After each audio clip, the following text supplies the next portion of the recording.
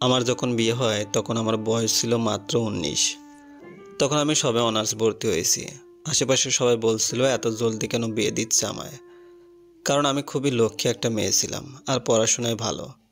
এলাকার ছোট থেকে বড় সবাই খুব ভালোবাসতো আমায়। তাদের হয়তো ধারণা ছিল আমার বিয়ে হলেই পড়াশোনা চুলোয় যাবে। আসলে ভালোবাসা থেকে তাদের এই চিন্তা। মারও ইচ্ছে ছিল পড়াশোনা শেষ করে আমি চাকরি করব, বড় হব। কিন্তু এত জলদি বিয়ে। আমি যে অমত ছিলাম তা কিন্তু নয়। আমার মা ভীষণ কড়া মানুষ ছিল। সারাটা জীবন চাপে রাখছে আমায়। মনে মনে ভাবছিলাম বিয়েটা হলেই আমি মুক্ত। আমার মামার এক বন্ধু এই সম্বন্ধটা আনছিল। ছেলে খুবই ভালো, চাকরি করে, ৫ বোনের একমাত্র ভাই। তাছাড়া বোনেরা সব শ্বশুর বাড়ি। কোনো ঝামেলা নেই, ছোট্ট পরিবার। আমাকে এত তাড়াতাড়ি বিয়ে দেওয়ার আরও একটা কারণ হচ্ছে ছেলের মা নেই, তো জ্বালানোরও কেউ নাই। একটা শ্বশুর, বোনেরা শ্বশুর বাড়ি, ছোট্ট সংসার। মা প্রথমে রাজি হয়নি। মামা মামিরা বোঝানোর পর রাজি হয়েছিল। তবে আমার মায়ের একটাই অনুরোধ ছিল আমাকে যেন তারা বিয়ের পরও পড়াশোনা করায়। শ্বশুরবাড়ির মানুষ তাতেও রাজি হলো। দেখতে দেখতে আমার বিয়েটা হয়ে গেল, মোটামুটি ধুমধাম করে। মামারা তাদের সাধ্যমতো সব করেছে, কোনো কমতি রাখেনি। আমি খুবই খুশি ছিলাম। বিয়ে তাই বাড়ি ভর্তি মেহমান ছিল। আমার ভালোই লেগেছিল। সবাই আমায় খুব আদর করত। একমাত্র ভাই বউ তাই হয়তো। কিন্তু কিছুদিন যেতে সবাই চলে গেল যার যার বাড়ি। সারা বাড়িতে আমি একা। উনি অফিসে যেতেন, শ্বশুর বাবা সকালে বের হতো, দুপুরে আসতো, গোসল করে নামাজ পড়তে যেত, এসে দুপুরে খাবার খেয়ে ঘুমাতো, উঠে বিকালে বাইরে যেত, একেবারে ঈশার নামাজ পড়ে বাড়িতে আসতো। আমার না ভাল লাগতো না একা একা, কথা বলার কেউ নাই। বিয়ের পরের দিনগুলো সত্যি ভালো ছিল। আমরা দুজনে সময় পেলে বাইরে ঘুরতে যেতাম। আস্তে আস্তে আমরা দুজন খুব ভালো বন্ধু হলাম। ও ওর সব কথা আমাকে বলতো, আমিও বলতাম। ওর পরিবার, বোন, আত্মীয় আর ওর মারও। আবিরের বয়স যখন ১০ তখন ওর মা মারা যায়। কথাটা বলে মুহূর্তেই ও স্তব্ধ হয়ে গেল। আমি না ব্যাপারটা বুঝেছিলাম। আমি প্রসঙ্গ পাল্টাতে কথা ঘুরিয়ে দিয়েছিলাম। একটু পর দেখি ওর চোখে পানি। আমি দেখব বলে ও পাশ হয়ে চোখ মুছল। আমি কি বলবো বুঝতে পারছিলাম না।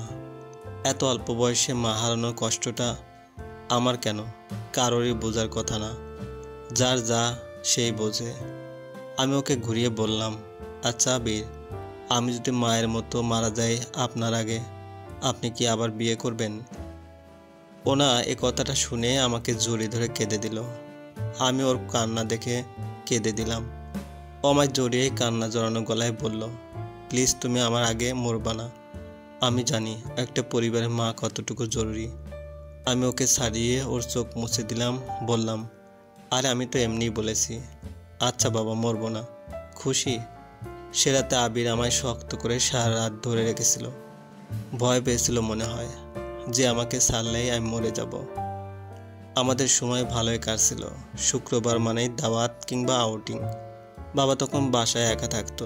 সৌজন্যবোধ থেকে কখনো হয়তো বলতাম, বাবা আপনিও চলেন আমাদের সাথে। শুধুই বলার জন্য বলা। নতুন বিয়ে করেছি, ঘোরাঘুরি স্বাভাবিকই। তো বাবা হাসি দিয়ে বলতো, তোমরাই যাও। আমার শ্বশুর খুবই ভালো মানুষ। কোনোদিন আমাকে কোনো কাজের হুকুম দিত না, সব নিজে করার চেষ্টা করতো। এজন্য খুব রাগ হতো তার জন্য। দেখা গেল পুরো সকাল ধরে কিছু একটা খুঁজছে, পাচ্ছে না। দেখা গেল ঘর গোছানোর সময় তা আমি সরিয়ে অন্য জায়গাতে রেখেছি। আমাকে বললেই কিন্তু আমি খুঁজে দিই, কিন্তু তিনি তা বলেন না, খুঁজতেই থাকে। আমার দিনগুলো চলছিল ভালোই, তবে খুবই কষ্ট হতো সংসারটা সামলাতে। কোনো কাজই পারতাম না। তার মধ্যে বিয়ের ৬ মাসের মাথায় আমি প্রেগনেন্ট। আবির তো সেই খুশি। আমার দুঃখী এক্সপ্রেশন না দেখেই বলল, আমার একটা মা চাই। বলে আমার হাত দুটো মুঠো করে চুমু খেল। আমার তো পুরো দুনিয়ায় অন্ধকার, কোনো কাজই পারি না, এর মধ্যে এই খবর। খুব কান্না পাচ্ছিল, তবে ওকে খুশি দেখে ভালো লাগছিল। খুব কষ্ট করে কোনো মতে রান্না করতাম। নিজের খেয়াল রাখারই লোক লাগে, অন্যের খেয়াল রাখবো কিভাবে? আবির অফিস থেকে ফিরে আমার খুব কেয়ার করতো। আমার না খুব মায়া লাগতো ওনার জন্য। সারাদিন কষ্ট করে এসে আমার এত কেয়ার করে। অবশেষে মা হলাম আমি।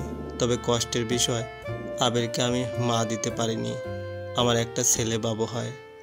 আমার আর আমার ছেলের জন্ম তারিখ একটাই, 7 ডিসেম্বর, শুধু সালটা আলাদা। মা দিতে না পারায় আবি এতটুকু মন খারাপ করেনি। এর মধ্যে আমার অনার্স 2য় বর্ষে পরীক্ষা। পড়াশোনাও করতাম টুকটাক। সারাদিন খুব পেরেশানিতে কাটতো আমার। জীবনটার সামর্থক শব্দ তখন আমার কাছে ছিল প্যারা। ও বাসায় ফিরে আমাকে যথাসাধ্য সাহায্য করত। বিয়ের আগে আমি কোনো কাজ পারতাম না। সেই আমার কাঁধে পুরো সংসারের দায়িত্ব, তার উপর একটা বাচ্চা পালা। কি যে কষ্ট হতো সে সময়ে। যারা একা থাকে তারা বুঝবে কষ্টের গভীরতা কত। এত কষ্ট সত্ত্বেও দিন শেষে আবির যখন আমার কষ্টে ব্যথিত হতো, তখন আর সব কষ্ট কোথায় যে যেত। ওর এই সমব্যথী মনোভাব আমাকে পরের দিনে কাজ করার শক্তি যোগাতো। তখন আমি বুঝতাম স্বামী মানুষটা সহধর্মীর চেয়ে সহমর্মী হওয়াটা কত জরুরি। তখন আমি এটা বুঝতাম শাশুড়ি কী জিনিস। এরপর না বাবাকে আমি লক্ষ্য করতাম, মানুষটা কত একা। সঙ্গী হারিয়েছে 20 বছর হতে চলল। একদিন আমি রুম থেকে বেরিয়ে দেখি বাবা খাবার খাচ্ছে। সেদিন আমি মাংস রান্না করেছিলাম। ভাজি দিয়ে খাওয়া শেষে তরকারি নিবে। বাথরুম থেকে এসে পানি নিতে গিয়ে দেখি বাবা জমাট বাঁধা তরকারি নিচ্ছে। তা আমাকে বলছে না একটু গরম করে দিতে। আমি বললাম, বাবা দিন, আমি গরম করে দেই। বাবা ভাত হাতে অপেক্ষায় তরকারির জন্য। মনে মনে একটু রাগ হয়েছিলাম, কেন আমায় বলে না। অনেকদিন পর ব্যাপারগুলো আমার চোখে পড়ল যেদিন বাবার ব্যাক পেইন হলো। বয়স বেড়েছে তাই হয়তো। আমি মুভ নিয়ে বাবার ঘরে গেলাম, দিলে ব্যথা কমবে। আমি বাবাকে বললাম, বাবা মুভ দিলে ব্যথা কমে যাবে। বাবা তো দিবেই না। আবির রাগ করায় দিতে রাজি হলো। বাবার সে কি লজ্জা। ব্যথাটা কোমরে ছিল। কিছুক্ষণ মালিশ করতেই বাবা বলল, থাক বউ, আর লাগবে না। আমি বুঝেছিলাম বাবার অস্বস্তি লাগছে। বাবা সেদিন জ্বরও ছিল। মনটা খুব খারাপ আমার। শাশুড়ির কথা ভেবে তিনি থাকলে বাবার কষ্টটা হয়তো কম হতো। এরপর থেকে না আমার বাবার জন্য খুব মায়া হতো। আগে যে হতো না তা নয়, তবে এখন একটু বেশি লাগে। মা যখন মারা যায় বাবার বয়স তখন কতই হবে, 35-40। আচ্ছা, কত বছর হলে মানুষের জৈবিক চাহিদা থাকে না কেউ বলতে পারেন? জৈবিক চাহিদা না হয় বাদই দিলাম, মনেরও তো একটা চাহিদা থাকে। আমার যত কষ্ট হতো আবির আসার সময় হলে দৌড়ে গিয়ে দরজা খুলতাম। অন্য সময় দরজা খুলতে বাসার পিচ্চিটা। আবিরে খাওয়ার সময় অযথা বসে বকবক করতাম। সারাদিন কি করলো না করলো, আমি কি করলাম না করলাম। প্রতি শুক্রবার 12টা থেকে 1টা ওর রূপচর্চা চলতো। কত দিন গামছা দিয়ে মুখ পেঁচিয়ে বাথরুমে গেছে আবির, তার কোনো হিসেব নেই। বাবা দেখে ফেলবে বলে। আর বাবা, তাকে দেখতাম বাথরুমে ছোট্ট টোলটাতে বসে পা ঘষার পাথরটা দিয়ে পা ঘষত। কারণ আমি চাইলেও তার পাটা ঘষে দিতে পারতাম না, কারণ আমি তার ছেলের বউ। প্রায় আমি বাথরুমে ঢুকে আবিরের শরীর মেজে ঘষে গোসল করে দিতাম। মা থাকলেও হয়তো বাবাকে এমনি করে গোসল করিয়ে দিতেন।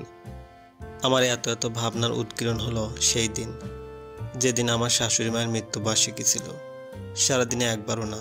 সেদিন আমি আলমারি তোলা একটা জামা নামিয়ে পরেছিলাম। সোনো পাউডারও মেখেছিলাম মুখে। বাইরে কত মানুষ আসবে এটা ভেবে। আপন মা হলে হয়তো এমনটা পারতাম না। বিকালে মিলাদ হয়ে রাতের খাবারের আয়োজন। 9টার মধ্যে পুরো বাড়ি ফাঁকা। সেদিন রাতে আমি বাবাকে খাবার খেতে ডাক দিতে গিয়ে দেখলাম বাবার মনটা বোধহয় ভালো নেই। আমায় বলল আজ নাকি খাবে না। ব্যাপারটা আমি হালকাভাবে নিয়েছিলাম, কারণ প্রায় রাতে বাবা খাবার খায় না। আমি আর আবির খাবার খেয়ে শুয়ে পড়লাম। কিছুক্ষণের মধ্যে আবির ঘুম। আমার না ঘুম আসছে না, কেমন আবল তাবল চিন্তা ঘুরছে। রাত 2টা 30 বাবার ঘরের দরজাটা খোলা, লাইটটাও জ্বালানো। ভাবলাম এত রাতে লাইট জ্বালানো, ঘরটাতে উকি দিয়ে দেখি বাবা এখনো সজাগ, পা দুটো নিচে রেখে খাটের উপর বসা। কি যেন ভাবছে। একটু দাঁড়ালাম আমি। কিছুক্ষণ পর পর নাক টানছে, মনে হচ্ছে কান্না করেছে কিছুক্ষণ মাত্র। আমার না মুহূর্তেই কান্না চলে আসলো। আমি বাবার জায়গাতে নিজেকে বসালাম। আমি আসি, আবির নাই। আমি না ভাবতে পারছিলাম না। আমি বাথরুমে গিয়ে কল ছেড়ে অনেকক্ষণ কাঁদলাম। মনে হচ্ছিল আমি হয়তো বাঁচতে পারতাম না এত কষ্ট নিয়ে। কিন্তু বাবা এই কষ্টটা নিয়ে পার করেছে একে একে 20টা বছর। আমি রুমে আসলাম। কান্না যেন থামছেই না আমার কান্নায় আবিরে ঘুম ভেঙে গেল। বলল, কি ব্যাপার, কি হয়েছে তোমার? আমি কিছুই বলতে পারছিলাম না, চোয়ালটা যেন চেপে আসছে আমার। আবির আমাকে ওর বুকে নিয়ে মাথায় হাত বুলাতে লাগলো। আমি শুধু এটুকুই বলতে পেরেছিলাম, আপনার আগে যদি আমি মারা যাই, প্লিজ আপনি দ্বিতীয় বিয়েটা করবেন। আমি বলতাম, দ্বিতীয়বার যদি বিয়ে করেন, আমি মরার পরে আমি ভূত হয়ে এসে দুজনের ঘাড় মটকে দিব।